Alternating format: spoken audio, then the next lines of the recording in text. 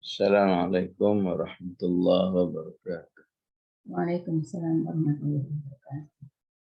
Alhamdulillah wassalatu wassalamu ala Rasulillah wa ala alihi wa sahbihi wa mawala.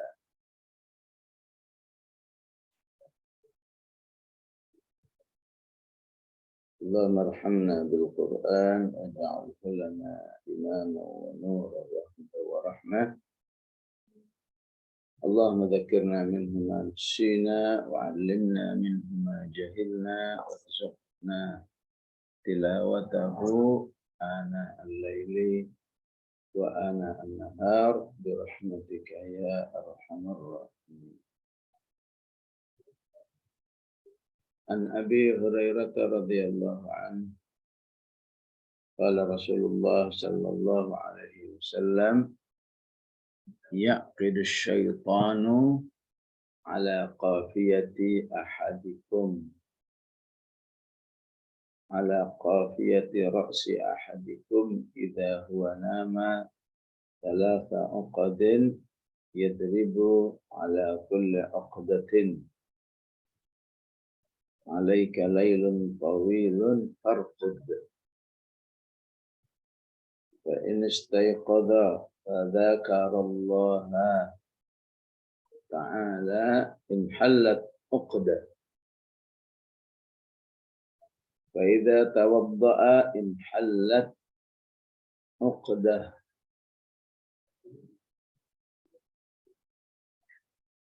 فإذا صلى انحلت عقد فأصبح نشيطا طيب النفس وإلا أصبح خبيث النفس كسلان متفق عليه. Dari Abu Hurairah radhiyallahu an, Rasulullah sallallahu alaihi wasallam bersabda, syaitan itu mengikat 3 ikatan di tengkuk kepala kalian jika akan tidur. Dan setiap ikatannya diperkuat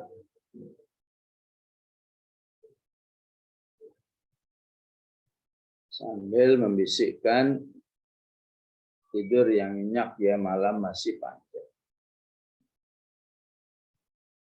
Tapi apabila manusia itu bangun dari tidurnya dan berzikir kepada Allah, maka lepaslah 1 ikatan. Maka jika dia bangun dan berwudu, lepaslah ikatan berikut. Apabila dia sholat, maka lepaslah 3 ikatan.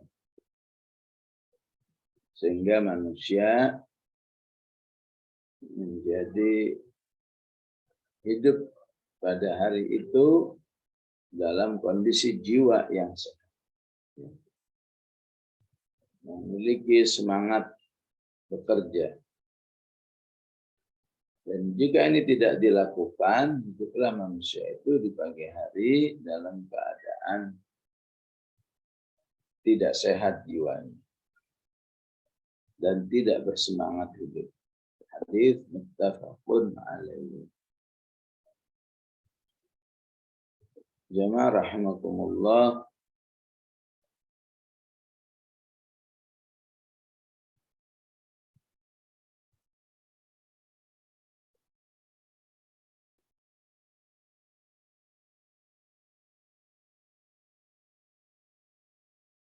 Hadis ini harus kita tempatkan sebagai salah satu al-iman bil ghaib.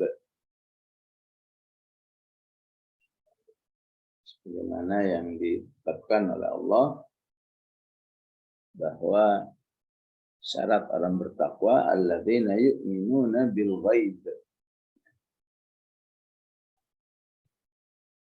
Iman bil ghaib versi Rasulullah Sallallahu Alaihi Wasallam yang pasti tidak berucap sesuai dengan tidak berucap kecuali dengan wahyu Allah Subhanahu wa Ta'ala. Terlebih lagi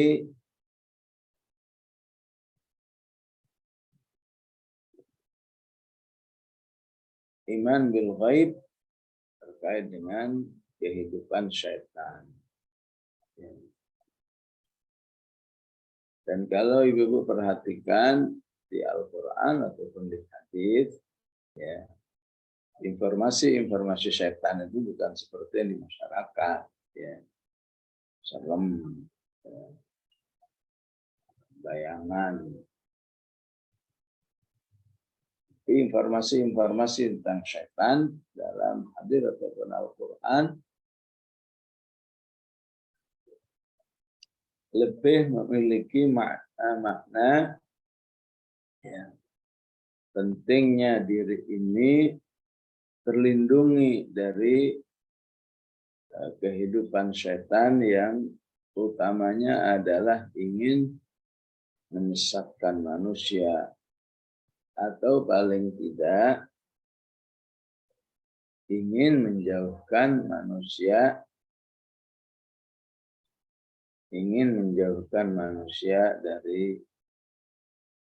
dari Allah Subhanahu wa Ta'ala.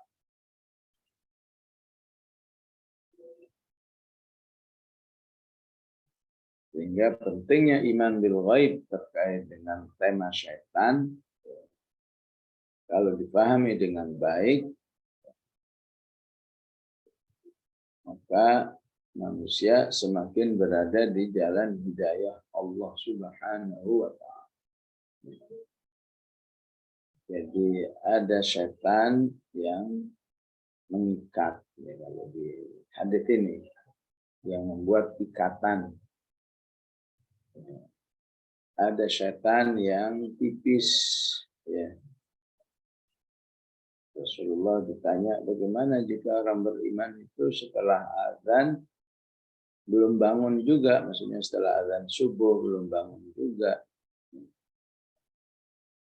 Maka Rasulullah mengatakan, zalika balas syaitan fi udhunihi. Berarti dia telinganya dipipisi oleh syaitan.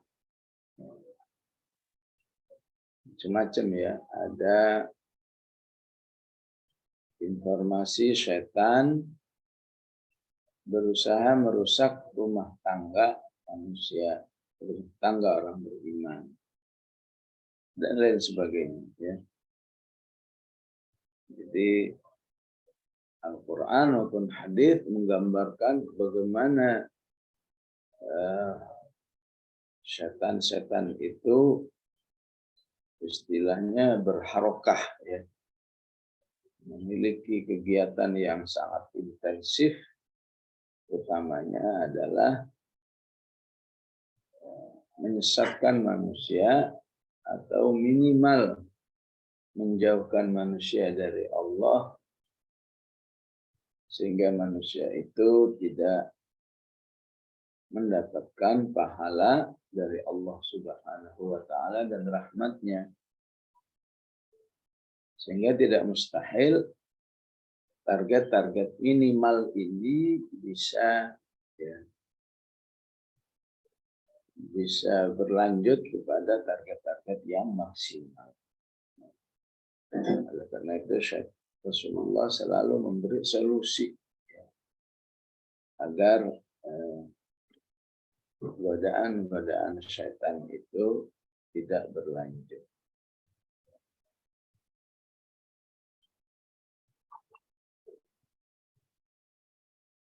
Maka di hadis Abu Hurairah ini intinya adalah saat manusia tidur, di mana itu di satu sisi Allah mengatakan wa ja'alna naumakum subata. Tidur itu salah satu fitrah kehidupan manusia agar manusia itu memutus dari kegiatan hidupnya dan merecovery ya, fisiknya yang telah seharian bekerja, seharian sibuk. Tapi setan tidak diam begitu saja. Jadi hadis ini dan banyak hadis-hadis yang lain, setan ingin memanfaatkan ya, sampai tidurnya manusia itu untuk menjauhkan manusia dari Allah Subhanahu wa Ta'ala. Pokoknya hatta ente tidur ya akan saya kerjain. Disinilah pentingnya tidur itu diawali dengan berzikir kepada Allah Subhanahu wa Ta'ala. Ya. Apakah mau kita buat minimal 5 menit, 10 menit, 15 menit, bahkan bisa sampai 1 jam ya kalau kita baca semua apa yang biasa dibaca oleh Rasulullah SAW. Yang penting jangan sampai cuma hitungan detik ya. Kalau Bismillahirrahmanirrahim wa amut kan bilangan 1 detik gitu. Karena itu sebagian ulama mengatakan ya,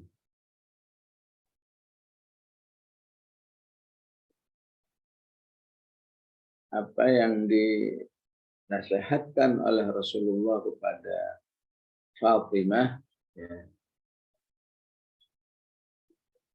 jika mau tidur bertasbih, bertahmid, bertakbir masing-masing 33 kali sesuai dengan hadisnya agar tidurmu itu berfungsi sebagai cas ya, seperti casnya ya,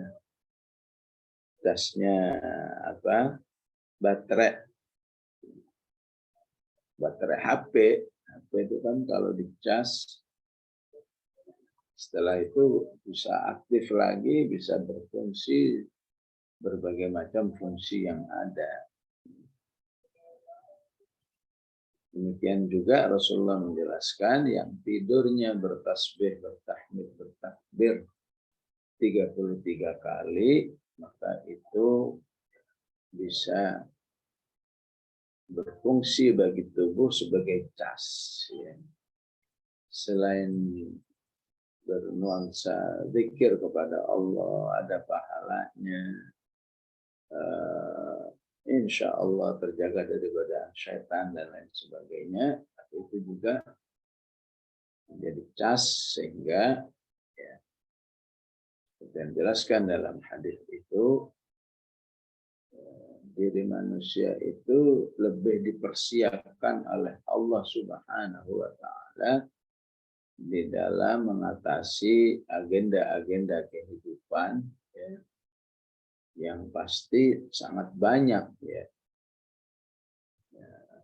Agenda pribadinya, agenda dengan keluarganya, agenda dengan umatnya, agenda dengan dakwahnya ya. Itu semua nyaris siapapun akan mengatakan mana bisa mengerjakannya, mana ada waktu. Tapi insya Allah bagi tidur yang berzikir, tasbih, tahmid, takbir, insya Allah Allah akan berikan kekuatan. Karena badan ini milik Allah, waktu milik Allah, kesempatan-kesempatan dengan pertolongan Allah. Kalau semua di situ ada kehadiran Allah, kesimpulannya apa sih yang nggak bisa dilakukan oleh manusia? Ini khususnya bagi yang ingin mengagendakan dalam hidupnya ada sesi menghafal. Ya.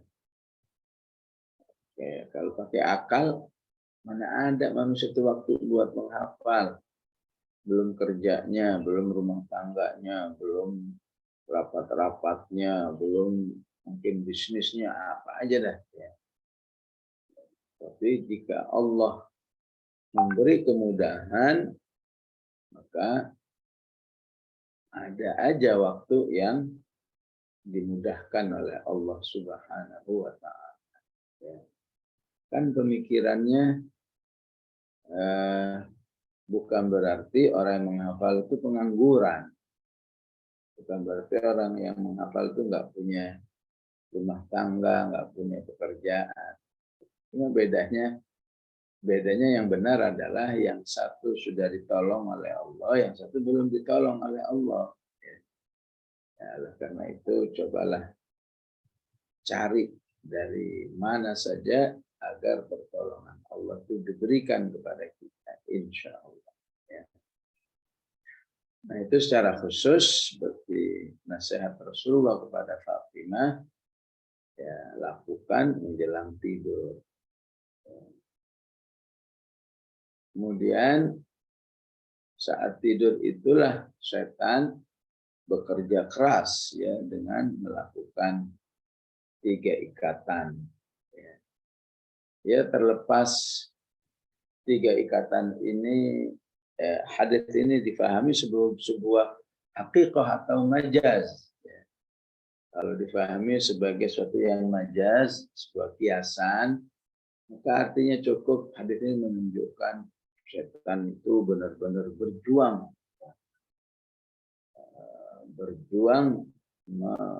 menghalangi atau membuat manusia itu malas bangun malam. Sudah selesai. Kalau mau dibuat hakikah, berarti memang setan itu melakukan ikatan. Ya kira-kira ya, ikatan itu di lehernya supaya nggak bisa bangun, ikatan itu di bagian perutnya, ya, apa diikat ke kasurnya, ya. Dan ketiga ikatan di kakinya, kira-kira begitulah ya. Kalau orang terikat di 3 sisi ini gimana bisa bangun? Ya. Jadi benar-benar ada ikatan, cuma ya, namanya bil ghaib, namanya ghaib, ya nggak bakal kelihatan, nggak bakal kerasa. Kerasanya di balik hasilnya, dampaknya. Dampaknya susah bangun tidur. Itulah karena ikatan. Dampaknya tetap semangat. Ya, berarti kamu berhasil melepas ikatan-ikatan itu. Jika bangun dan berzikir, apakah zikirnya alhamdulillahilladzi ahyana ba'da ma amatana? Apakah zikirnya la ilaha illallah wahdahu la syarikalah lahul mulku wa lahul hamdu wa huwa ala kulli syai'in qadir. Alhamdulillah subhanallah wa la ilaha illallah Allahu akbar wa la haula wa la quwwata illa billah. Berarti sudah terlepas satu ikatan. Kalau dia berwudu, ya terlepas ikatan yang kedua. Kalau dia sholat, terlepas ikatan yang ketiga. Ya, dari hadis ini ya, ada ungkapan ya, Al-Imam Ibn Al-Qayyim rahimahullah mengatakan awwalu quyudus syaitan 'ala al-insan taqyidul lisan 'an adz-dzikri. Cara setan yang paling awal menyesatkan ataupun membatasi manusia jangan sampai beramal soleh, jangan sampai mendapatkan pahala, itu yang dikerjain adalah lidah. Bagaimana lidahnya supaya tidak berpikir. Ya.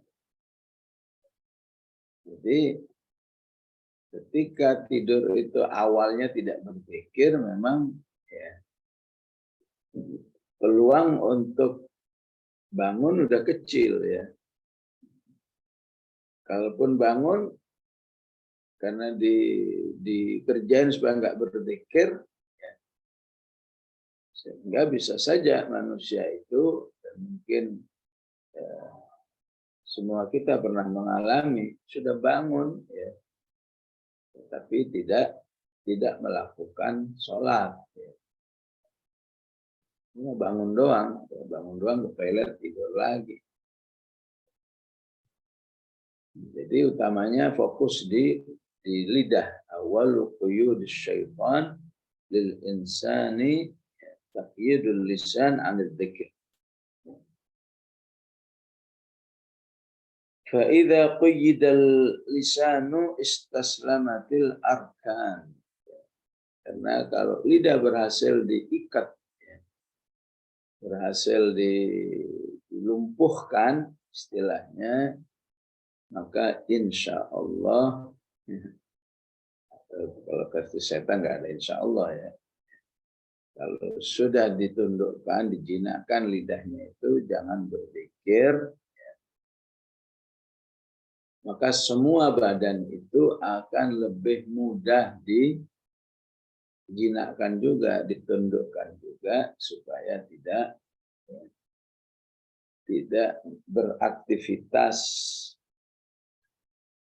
dalam hal-hal ketaatan kepada Allah Subhanahu wa Ta'ala. Ya.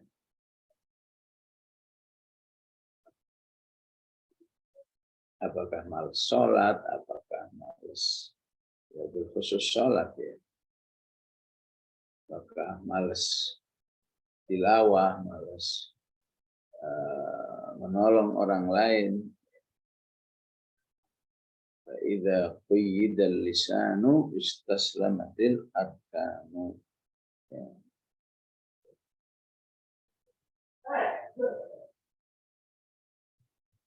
Maka kesimpulan beliau ini sangat terinspirasi oleh ayat Al-Quran yang ada di surat Al-Mujadilah. Bahwa tujuan setan menggoda manusia itu utamanya adalah jangan berzikir. Ya. Sementara syariat Islam semua kerjaan ada zikirnya. Yang makan berzikir, yang ini berzikir, semua berzikir. Ya. Ayat itu berbunyi istahwadza alaihimus syaitanu fa ansahum dzikrallah. Ya.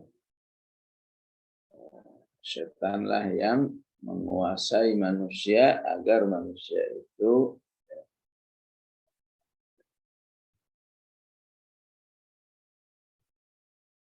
berzikir kepada Allah Subhanahu wa Ta'ala, agar tidak berzikir kepada Allah Subhanahu wa Ta'ala.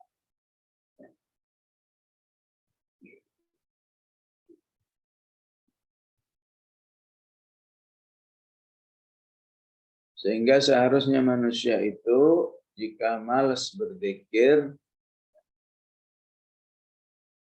maka dia harus menyadari tidak mustahil malasnya berzikir itu adalah hukuman dari Allah Subhanahu wa Ta'ala. Harus mewaspadai, jangan-jangan malas berzikir itu ya, Allah tidak suka lagi kepada dirinya. Ya. Maka usahakanlah ya memiliki zikir-zikir yang pelaksanaannya itu betul-betul ya, membuat kita harus bersabar ya, supaya betul-betul bisa melaksanakan. Ya.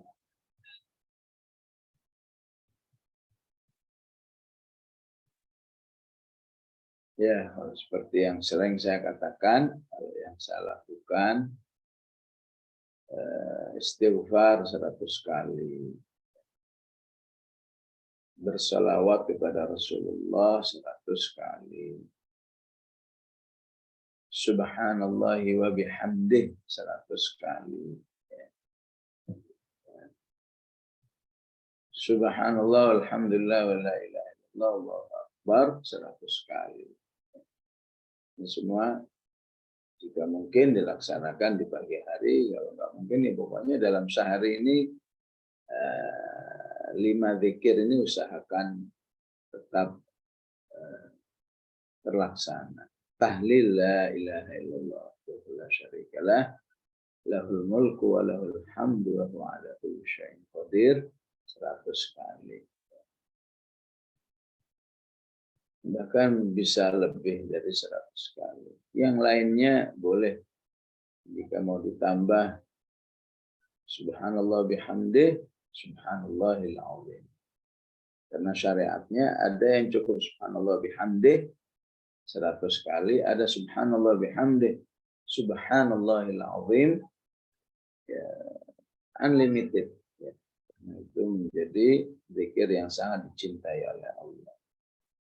Ada tahlil Nabiullah Yunus alaihissalam, la ilaha illa anta subhanak inni kuntu minadh dhalimin. Masya Allah, dengan 7 zikir ini kita aman dari setan. Ya, setan khususnya dalam arti yang berusaha menyesatkan atau menjauhkan diri kita dari Allah. Ya. Bukan setan yang sifatnya serem-serem atau setan yang penampakan gitu-gitu ya. Itu kerjaan televisi itu. Di Al-Quran dan Sunnah, berita-berita setan itu berita terkait dengan penyesatan, kemaksiatan, jauh dari Allah, supaya manusia itu laik menjadi ahlul nar insyaallah. Baik jamaah rahimakumullah, itulah hadits kita bagi hari ini.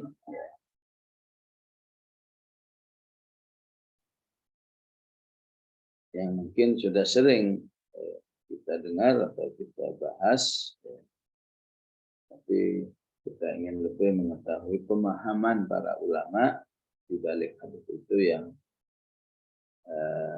luar biasa, memiliki nilai-nilai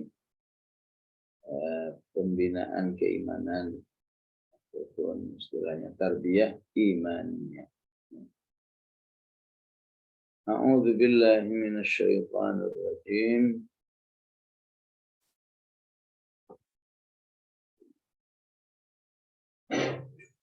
Kita di ayat 134.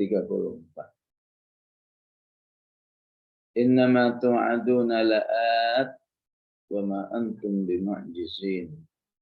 Sesungguhnya apa yang dijanjikan oleh Allah pasti datang, dan engkau wahai manusia tidak mungkin ya, melawan ataupun melemahkan apa yang dijanjikan oleh Allah Subhanahu wa taala. Ya.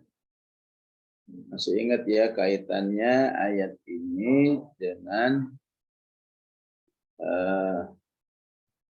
dengan kondisi derajat manusia tergantung oleh amal-amalnya. Maka siapa yang amalnya banyak, amal solehnya banyak, di dunia pasti dia akan mendapatkan dampak-dampak dari amalnya itu. Ya. Apakah dimuliakan oleh Allah, apakah digerakkan hati manusia itu mencintai hamba-hambanya yang selalu beramal soleh dan seterusnya. Nah kondisi ini nggak bisa dihalang-halangi oleh manusia. Orang sudah mulia di sisi Allah, mau diapain aja mulia. mau dijebloskan ke penjara, mau dirusak namanya, mau dirusak konditornya, ya. Apa aja lah, ya, dibully, dipopulerkan bahwa telah bermaksiat lewat medsos, bahkan lewat jalur pemerintahan, ya. Hasilnya tetap aja mulia. Itu baru dampak-dampak yang sifatnya duniawi, apalagi yang ukhrawi, ya. Tentu akan lebih nggak mungkin lagi dilawan oleh manusia. Dan semua janji Allah bagi orang yang beramal itu pasti datang. Innama tu'aduna la'at wa ma antum bimu'jizin. Ya. Baik tu'aduna yang sifatnya negatif, ya, penghinaan dari Allah, ya, dan lain sebagainya, ya, ataupun yang baik, itu semua la'atin wa ma antum bimu'jizin. Jadi juga di akhirat, ya, siapa yang amal solehnya banyak, siapa yang amal solehnya sedikit, la'atin, ya, dampak-dampaknya pasti datang, ya, sesuai dengan yang dijanjikan oleh Allah, ya, dan manusia tidak akan bisa melawan.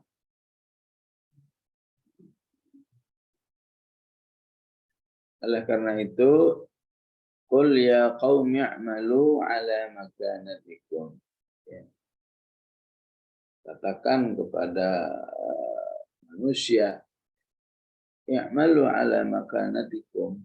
Silahkan kamu berbuat, ya, sesuai dengan seleramu, ya. Sesuai dengan kemampuanmu. Ya. Inni amil, sebenarnya aku, apakah sebagai seorang nabi, sebagai umatnya juga berbuat. Inni amil.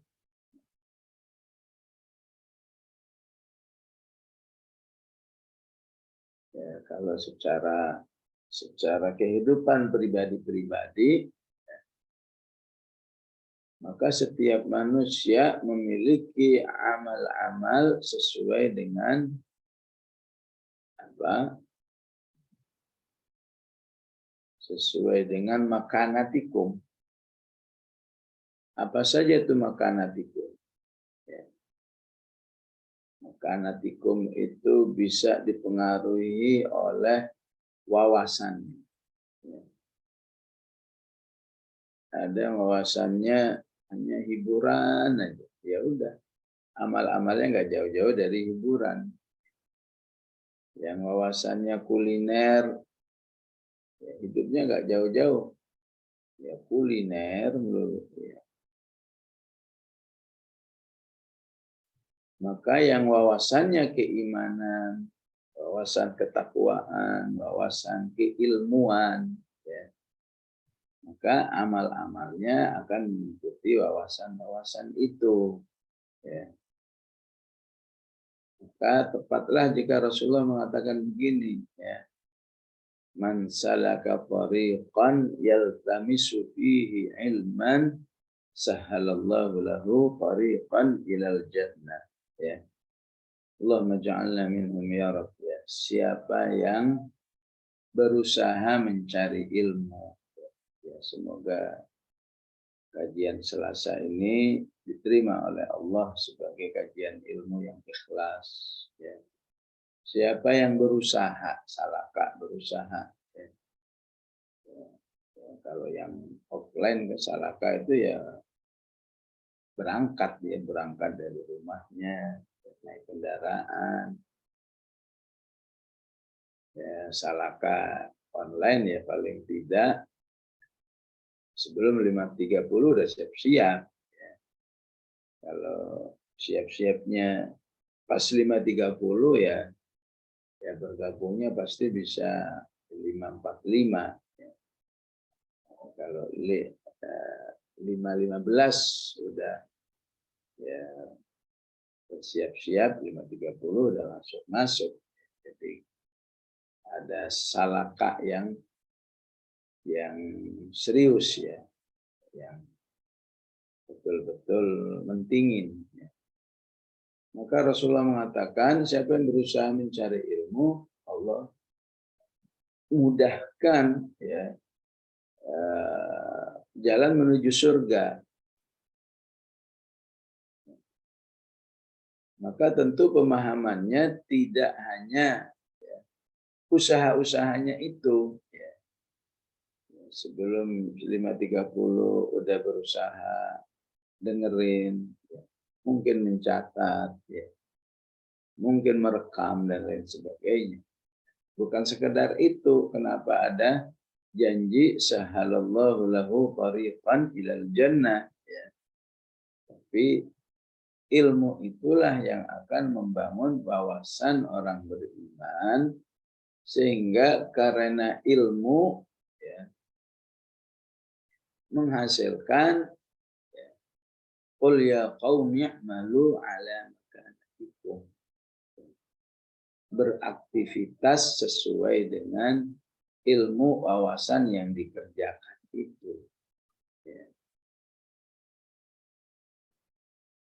Bahkan bisa jadi ya gara-gara ilmu suatu kegiatan itu kelihatannya sama, tapi bisa jadi di sisi Allah ya berbeda. Sebetulnya misalnya pagi-pagi olahraga. Kenapa kamu olahraga? Menjaga kesehatan.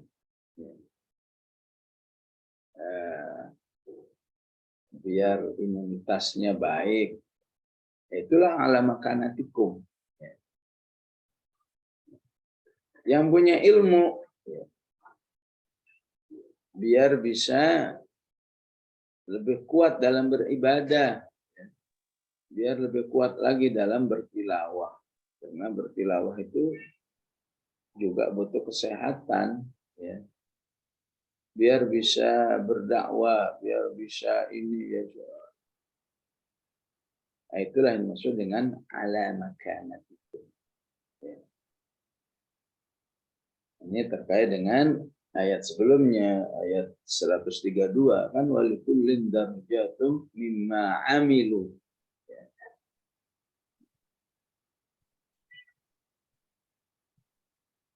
Oleh karena itu, supaya kita tidak berada dalam ala makanatikum yang berkualitas rendah, maka Rasulullah Shallallahu Alaihi Wasallam menyuruh kita ghibthah, ya. Menyuruh kita ghibthah. Apa itu ghibthah? Ya. Berkeinginan dari kebaikan-kebaikan yang dilakukan oleh orang lain. Ya. Jadi tidak berada dalam posisi orang lain punya amal soleh yang besar, tapi hatinya adem-adem aja, biasa-biasa aja gitu, nggak ada renungan apa-apa.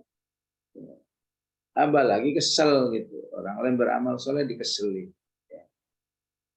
Orang lain menghafal Quran dikeselin. Ngapain sih Quran dihafal? Quran itu diamalkan, bukan dihafal.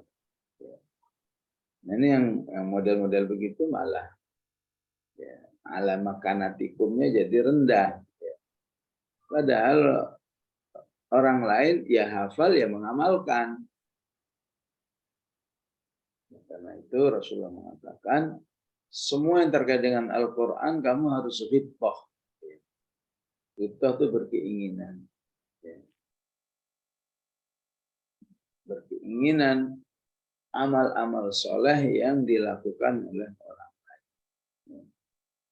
Kalau ada ghibthah, ya, ada doa, maka kita pun ditolong akhirnya oleh Allah memiliki makanatikum yang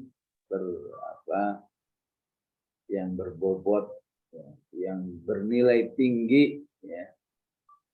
Kalau istilah uang itu yang merah, bukan yang recehan.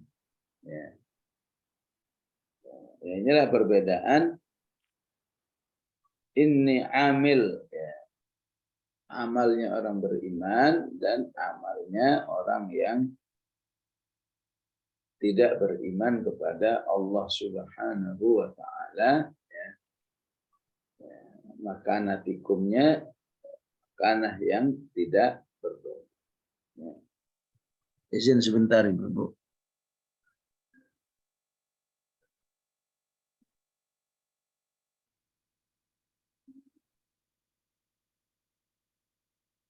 Ini bisa difahami, harus difahami bahkan ya, harus difahami lintas ashabul haq wa ashabul batil.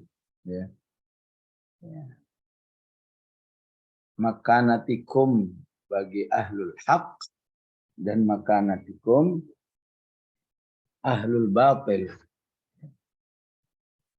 Karena semuanya berada di dalam amil, dalam sebuah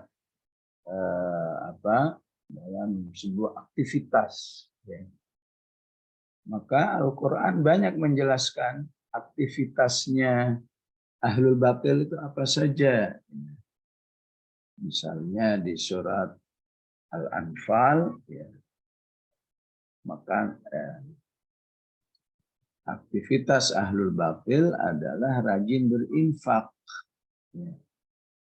Innal ladzina kafaru yunfiquna amwalahum liyasuddu an sabilillah. Maka dalam konteks ayat ini orang kafir aja rajin berinfak, bagaimana dengan kamu? Ya. Kalau orang kafirnya berinfak, kamu nggak berinfak, berarti ayat ini jadi pengertiannya ini ghairu amil. Orang kafirnya bekerja, berinfak, kamu malah tidak berinfak misalnya. Ghairu amil. Orang kafir siap bekerja keras untuk kebatilan. Di surat Saba, bal makrul laili wan nahari idz ta'murunana an nakfura billahi wa naj'ala lahu andada. Kok kamu nggak bekerja keras? Jadi ayat ini tidak terlaksana dengan baik. Orang kafir solid disebut di surat Al-Ankabut.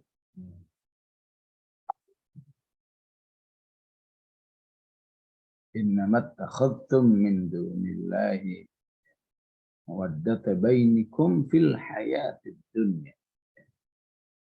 Bahwa kehidupan orang kafir itu sangat solid satu dengan yang lain. Bahkan mereka solidnya itu dalam kondisi saling mencintai satu dengan yang lain. Wa qala innamat takhadtum min dunillahi awthanan mawaddata bainakum fil hayatid dunya. Itu di ayat 25 Al-Ankabut. Maka jika orang berimannya enggak solid, enggak saling mencintai,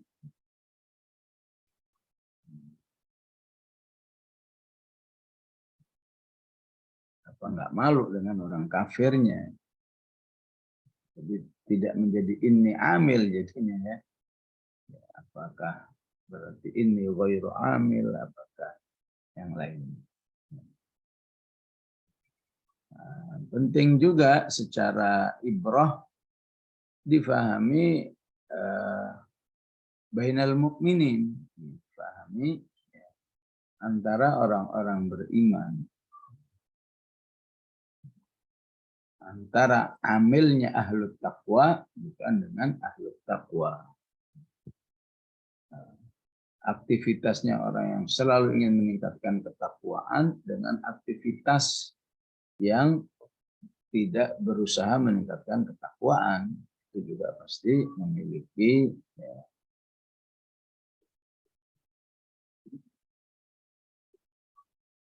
memiliki kondisi yang berbeda secara aktivitas. Aktivitasnya ahlul ilm wa ghairu ahlul ilm. Aktivitas orang yang selalu mendapatkan ilmu, ya. Walaupun tiap pekan misalnya, ya, dari aslinya tiap hari, ya. Walaupun tiap pekan akan beda dengan yang tidak mendapatkan asupan-asupan ilmu. Ya, begitulah ya. Ala makanatikum, antara yang rajin baca Quran, enggak rajin baca Quran. Yang rajin berzikir, enggak rajin berzikir. Ini harus menjadi renungan orang-orang beriman. Qul ya qaumi i'malu ala makanatikum inni amil. Ya. Dan motivasi Allah Subhanahu wa taala bahwa intinya jangan-jangan kondisimu itu dipengaruhi oleh wawasanmu. Wawasanmu yang kurang A, kurang B, kurang C, kurang, dampaknya menghasilkan amal yang berkurang juga. Pada akhirnya itu akan kamu buktikan. Fasaufa ta'lamun. Ya. Pada akhirnya kamu buktikan, kamu akan mengetahui man takunu lahu aqibatud dar. Siapa yang di hari akhiratnya sukses. Ya. Takunu lahu aqibatud dar. Ibaratnya tadi ya, ketika difahami bain ahlil haqqi wal batil, antara muslimin dan kufar misalnya, kufarnya berinfak, muslim berinfak, nanti di akhirat akan ketahuan siapa yang infaknya bermanfaat untuk kehidupan akhiratnya dan siapa yang semakin menjerumuskannya ke dalam kesesatan. Antara ahlul iman juga begitu. Siapa yang nanti ya termuliakan oleh Al-Qur'annya dan siapa yang tidak termuliakan oleh Al-Qur'annya, nah tidak memiliki satu usaha-usaha yang maksimal terhadap Al-Qur'an. Itu akan dibuktikan nanti di hari kiamat. Saufa ta'lamuna man yakunu lahu 'aqibatud dar innahu la yuflihudz zalimun. Ya. Maka tidak akan sukseslah orang-orang yang zalim. Ya. Karena ahlul haq, ya, kegiatan-kegiatannya selalu ingin memuliakan manusia, meringankan beban hidup manusia. Ya. Ya. Ahlul batil selalu ingin menghinakan, menindas dan lain sebagainya. Ya. Maka otomatis pengertiannya adalah indikasi baik dan tidaknya pekerjaan manusia di dunia ini sudah bisa diukur apakah mengandung kezaliman atau enggak. Apakah mengandung dosa atau tidak. Dosa kepada Allah, terlebih dosa kepada manusia dan dosa kepada Allah Subhanahu wa ta'ala. Untuk orang-orang beriman dikatakan oleh Rasulullah sallallahu alaihi wasallam, ya, kuffa syarraka 'anil nas, ya. Jauhkanlah dirimu itu dari mendalimi oleh orang, ya. Walaupun ya walaupun yang sifatnya pasif, ya. Sifatnya pasif, ya. Nggak niat mendalimi, nggak niat, ya, nggak niat nyakitin misalnya, tapi itu sudah berfungsi mendalimi, ya. Seperti apa misalnya? Ya sebutlah sudah tahu toilet umum, tapi tidak sedikit orang yang sekedar mencet, ya, mencet siraman airnya nggak mau, sehingga orang lain masuk dalam kondisi ya masih ada bekasnya. Ini termasuk ya syarruka anin nas, ya. Mungkin dia mengatakan enggak, saya nggak niat menyakiti orang. Iya, tapi sikapmu itu menyakiti orang. Harta yang pasif itu nanti juga akan ada hitungan. Bagi perokok misalnya, innahu la yuflihuz zalimun, seharusnya perokok itu sadar ya bahwa asapnya itu ganggu orang lain. Dia tidak merokok kecuali dalam kondisi ada orang lain nggak terganggu. Ini terkadang sudah mengganggu, diingatkan melawan lagi, diingatkan, mohon maaf Pak, boleh nggak rokoknya dimatikan? Melawan, jadi ribut. Ya. Apa saja yang punya mobil, parkiran, ya. Harus berpikir ini parkiran saya ganggu orang nggak? Ya. Nggak asal, ya. Nggak asal naruh mobil saja. Ya. Ya. Jadi betapa Al-Quran mengatakan la yuflihuz zalimun, orang yang zalim itu nggak bakal sukses hidupnya. Ya. Rasulullah memberi satu arahan, jauhkan dirimu dari kezaliman sekecil apapun. Ya. Khusus ya kehidupan rumah tangga. Ini kalau menjadi prinsip kehidupan rumah tangga, maka alangkah ya, bersihnya rumah tangga itu dari kejahatan satu dengan yang lain. Kalau saya begini, suami saya terganggu enggak? Kalau saya begitu, istri saya terganggu enggak? Ya.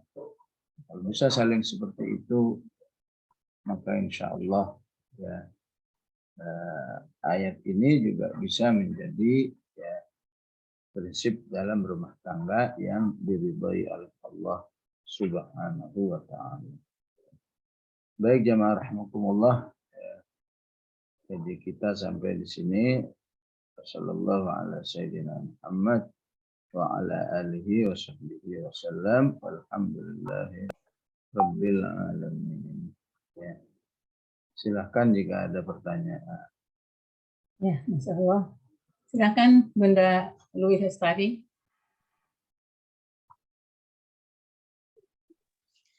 Assalamualaikum warahmatullahi wabarakatuh. Waalaikumsalam warahmatullahi wabarakatuh. Ustaz, mau tanya, tadi kan Ustaz katakan ada satu hadis Rasulullah mengatakan ketika tidur orang diikat dengan 3 ikatan seton.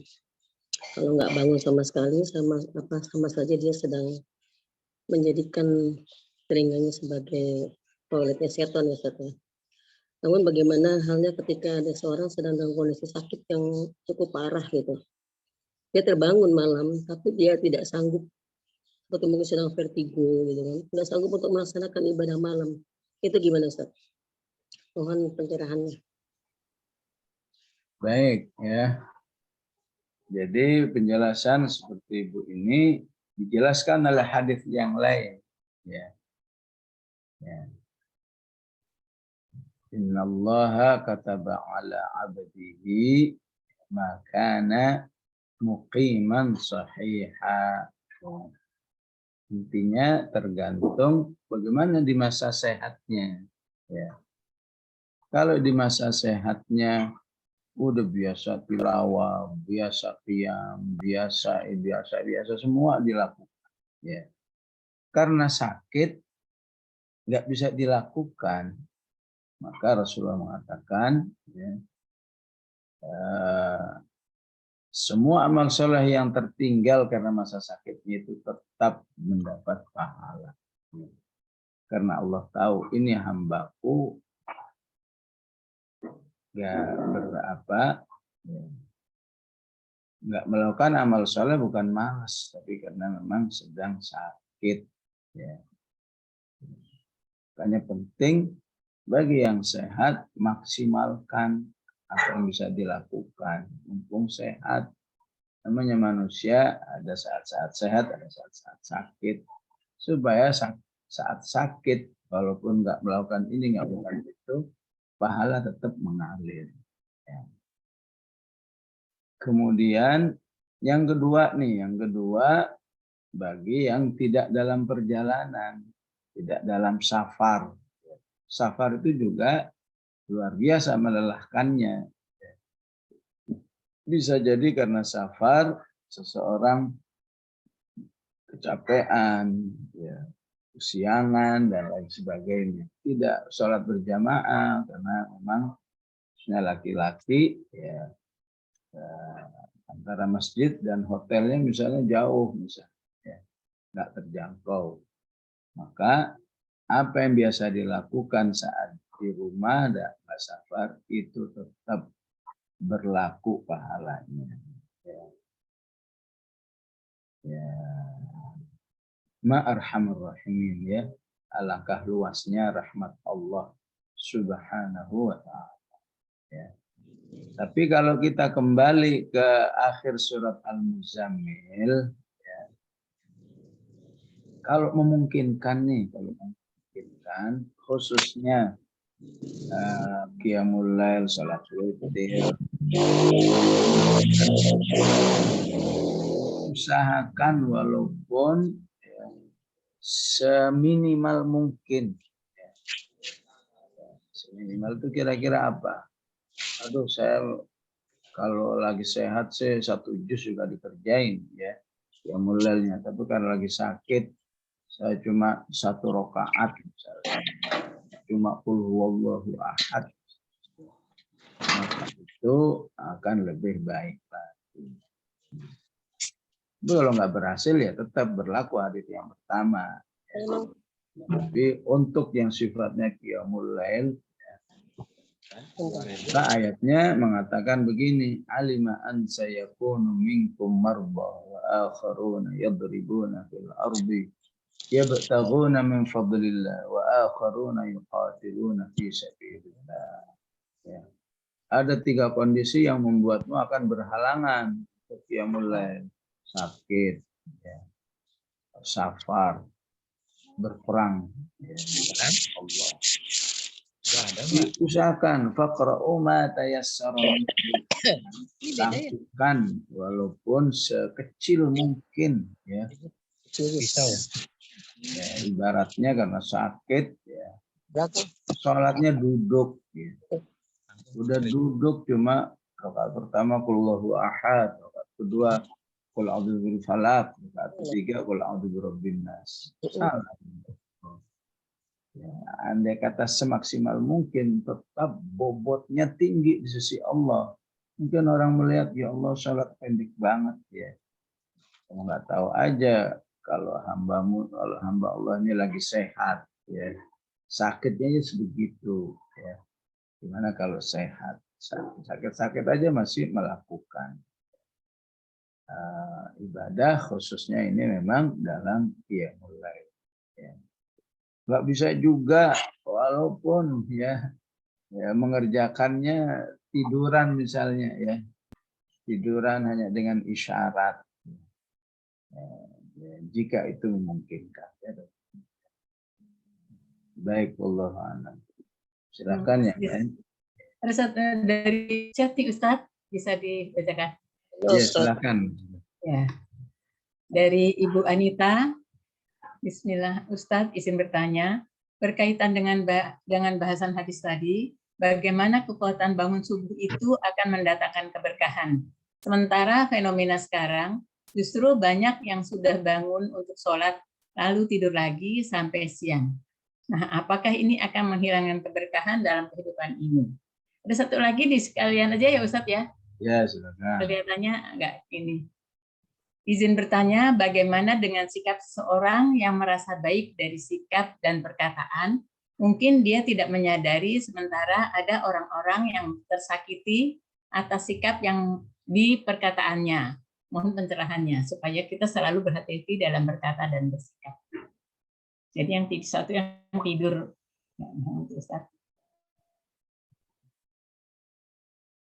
Ya, insya Allah istilahnya innallaha la yudhi'u ajra man ahsana amala. Ya. Prinsipnya Allah tidak akan menyia-nyiakan orang yang sudah beramal soleh. Ya. Jadi kalau itu dilakukan, saya yakin tetap dia mendapatkan. Ya. Tapi apa kemudian persentasenya menjadi sangat kecil. Ya. Dia bisa mendapat efek sholat subuhnya apakah 10%, 25%, wallahu a'lam. Artinya kita tidak bisa memahami, wah sia-sia sholat subuhmu, udah nggak bangun malam, udah nggak zikir ba'da subuh, kita nggak bisa. Allah nggak gitu-gitu, nggak seperti itu sikapnya kepada hamba-hamba. Yang bisanya sedikit, jadi kasih dampak sedikit. Ya, di ayat 132 yang sudah kita baca, walikullin darajatun mimma amilu. Ya. Itu menunjukkan kamu amalnya sedikit ya dapat dampak sedikit, banyak dapat dampak banyak. Begitulah insya Allah. Yang kedua tadi apa ya? Yang kedua ini Ustaz, orang yang suka oh iya baik gitu, ya. Ya secara umum hadis itu mengatakan ayatnya mengatakan begini, wala junaha alaikum fima akhtatum bihi walakin ma ta'ammadat qulubukum. Ya. Kamu enggak berdosa dengan amal apa saja yang tidak kamu sengaja. Ya. Itu secara umum gitu ya. Saya enggak mengajak menyakiti dia, saya enggak mengajak. Nah, itu secara umum. Tapi hati-hati ayat ini kalau dalam hal lisan, ya, maka jangan terlalu terlalu terbawa oleh ayat ini. Ya udah pokoknya ngomong apa aja, pokoknya saya nggak niat ini, nggak niat itu. Nah, ya. Karena itu kalau dalam bab lisan, ya, maka Rasulullah mengatakan uffalisanak, ya. Harus ada upaya yang lebih serius ya di dalam menjaga lidah. Ya. Harus ada upaya serius mengaktifkan lidah dengan amal soleh. Ya. Agar jangan sampai ya tanpa disadari lisannya ternyata nggak dirasakan soleh oleh orang lain. Sementara dia nggak merasa. Kenapa? Karena ya sensitivitas lidahnya berkurang. Ya. Orang lain tersakiti, dia nyantai-nyantai aja. Karena nggak sensitif lidahnya. Di satu sisi nggak apa-apa, tapi di sisi lain, ya, kalau kamu terus-terusan begitu, nah itu menjadi bukti kamu tidak termasuk orang yang hifdzul lisan, menjaga kesolehan lidahnya. Ya. Dan Rasulullah mengatakan sejelek-jelek orang itu ya, yang dihindari oleh orang lain takut omongannya. Ya. Sementara dia nggak nyadar. Ya. Waduh saya nggak berani lah. Ya. Nanti kalau udah ngomong nggak enak kalau nggak nyakitin. Ya. Atau ada orang lain kemudian setelah lihat akhlaknya begitu dia malas ya, berinteraksi lagi. Maka perlu berhati-hati. Ya. Perlu menyadari karakter satu orang dengan yang lain. Ya. Ini orangnya sensitif, ini orangnya bercandaan. Jangan sampai semua orang dianggap sama. Ya. Semua orang dianggap sama sehingga inginnya semua orang bercanda, padahal tidak semua orang tidak siap dicandain. Seperti itu. Lebih bagus lagi orang yang merasa tersakiti itu ya berterus terang. Ya. Afwan, saya nggak berkenan dengan ucapan antum begini. Supaya saudaranya tidak terus terjerumus dalam penyikapan yang sifatnya ucapan ya, terhadap dirinya. Supaya tahu, oh kalau sama orang ini kita nggak bisa ya, ceplas-ceplos ya, begitu ya. Karena biasanya setiap ini ya, setiap latar belakang orang itu sudah bisa menunjukkan ya. Nah, ini orang Betawi ini, nah, itu enak itu ya.